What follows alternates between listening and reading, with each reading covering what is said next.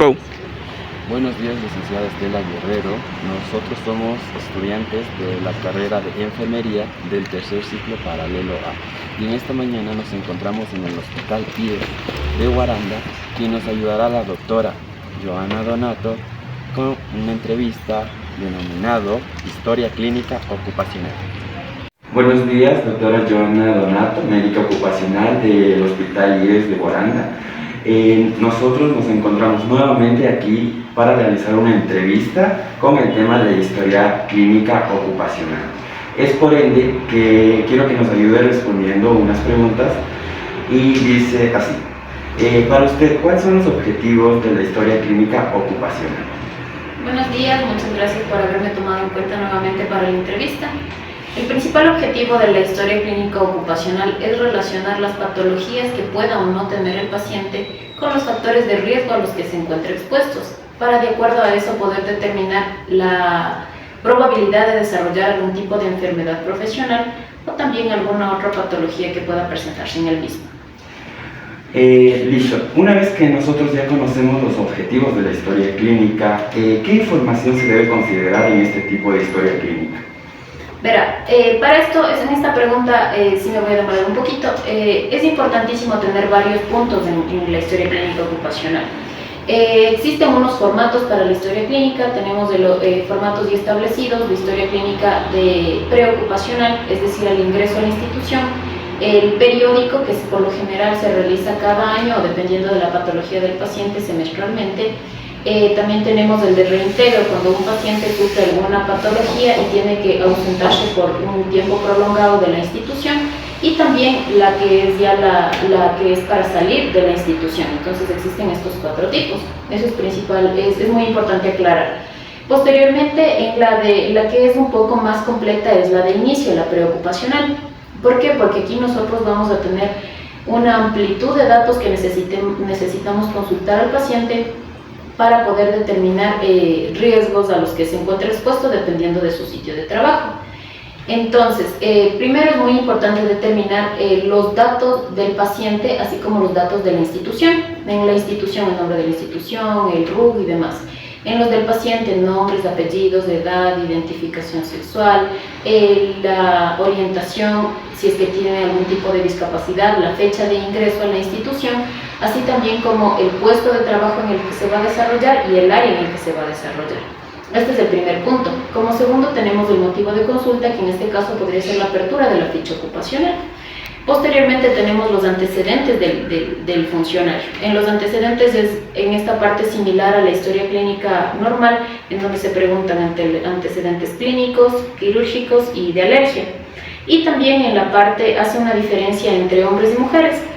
En la parte de mujeres es muy importante los antecedentes gineco-obstétricos, es decir, la menarquia, los ciclos son irregulares o irregulares, la fecha de última menstruación, si es que tiene algún método de planificación familiar, el número de gestas y también exámenes que se hayan realizado los pacientes, es decir, Papa Nicolau, colposcopías, ecografía mamaria o mamografías dependiendo de la edad.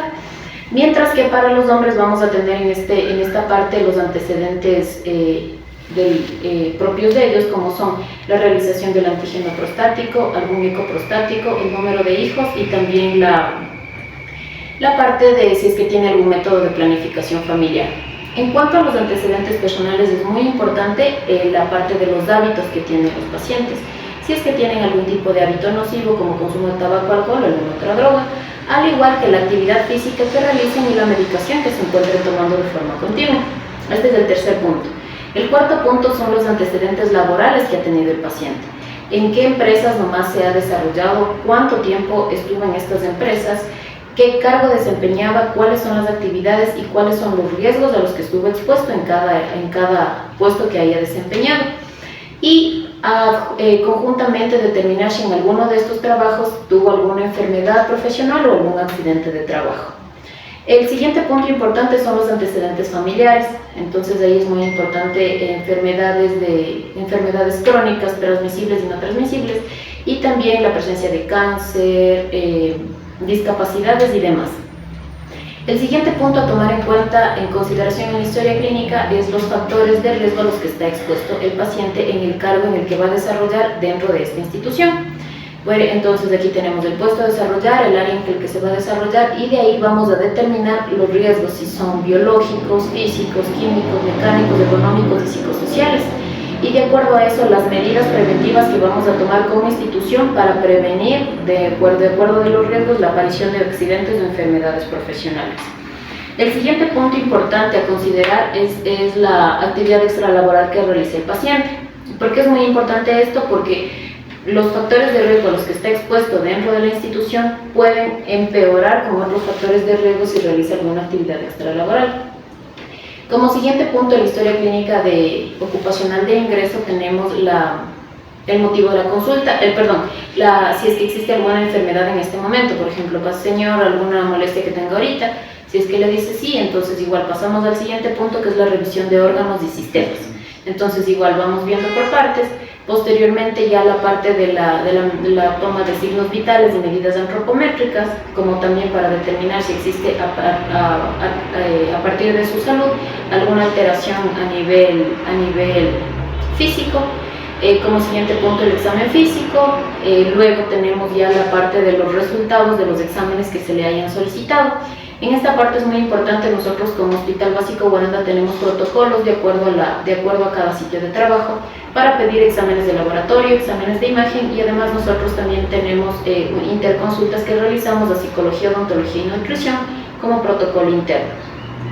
Posteriormente determinamos ya el diagnóstico del paciente. Por lo general la mayoría de pacientes es solamente control de salud ocupacional, que el CIE-10 es Z100. Luego tenemos ya la determinación de la aptitud laboral para saber si el paciente es apto, no apto, apto en observación o apto en limitación, o apto con limitaciones. Y finalmente ya el diagnóstico y tratamiento que se le vaya a emitir al paciente con las recomendaciones médicas y ocupacionales que amerite el caso. Bien, listo. Una vez que nosotros ya hayamos conocido la parte del ingreso de un paciente en el historial clínico, entonces, ¿cómo puede la información recopilada en la historia clínica ocupacional ser utilizada para prevenir y gestionar enfermedades ocupacionales, así como para mejorar las condiciones laborales y la seguridad del entorno del trabajo? Muy buena su pregunta. Aquí es básicamente importante, en todas las historias clínicas que tenemos está la determinación de los factores de riesgo. Eso es muy importante porque ahí podemos determinar a qué factor de riesgo, dependiendo del puesto de trabajo, está expuesto el paciente. Porque, por ejemplo, yo no voy a tener el mismo factor de riesgo en el personal operativo, sanitario, médicos, enfermeras, auxiliares, que en el personal que yo tengo de mantenimiento del hospital. Entonces, de acuerdo a eso se va a determinar qué factores son a los que está expuesto y determinar las medidas preventivas, tanto universales, colectivas y personales, que se deben aplicar para prevenir las enfermedades. Así también como es importante determinar en la parte de actividades extralaborales. ¿Por qué es importante esto? Porque este es uno de los criterios de exclusión cuando aparece una enfermedad, para diagnosticar si es enfermedad profesional o no profesional. Listo. Entonces, una vez que ya hemos entendido la historia clínica ocupacional, ¿nos puede mencionar cuál es la diferencia entre historia clínica médica con la ocupacional?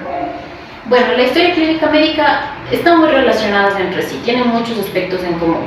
Sin embargo, la diferencia en la ocupacional es determinar los antecedentes laborales que ya ha tenido, los trabajos previos, el trabajo actual en el que se va a desempeñar, con los factores de riesgo que se encuentran en su sitio de trabajo, y así también las patologías que presenta el paciente, para conjuntamente con toda esta relación poder determinar la probabilidad de desarrollar alguna enfermedad profesional o un accidente de trabajo.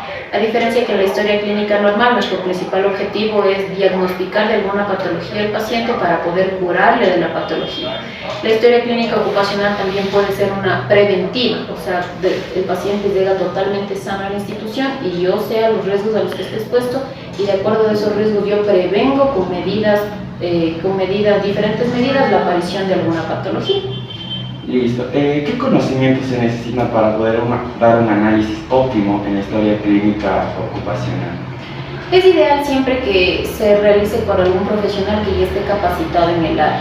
En mi caso, yo tengo una maestría en prevención de riesgos laborales con mención en salud ocupacional, higiene laboral y higiene ocupacional y ergonomía. Entonces sí es importante tener conocimientos previos para poder realizar un correcto diagnóstico, porque a nivel igual del Ecuador tenemos muy poco diagnóstico de enfermedades profesionales, quizá porque no estén bien catalogadas o bien diferenciados los puntos que se debería considerar para poder diagnosticarlas. Además también creo que es muy importante que se maneje siempre el médico ocupacional como un técnico ocupacional. Cuando el técnico ocupacional realiza una tarea muy importante, como por ejemplo el análisis de puestos de trabajo, y de acuerdo a eso, ellos son los que a nosotros nos pasan cuáles son los riesgos realizando el estudio de cada caso a los que está expuesto, y con eso conjuntamente con salud ocupacional ya se puede determinar medidas preventivas y correctivas en el caso de haberlas. Listo, eso ha sido todo por la entrevista del día de hoy y estamos totalmente agradecidos, tanto mis compañeros como de la materia en sí. Así que muchísimas gracias, doctora. Muy amable ustedes, muchas gracias.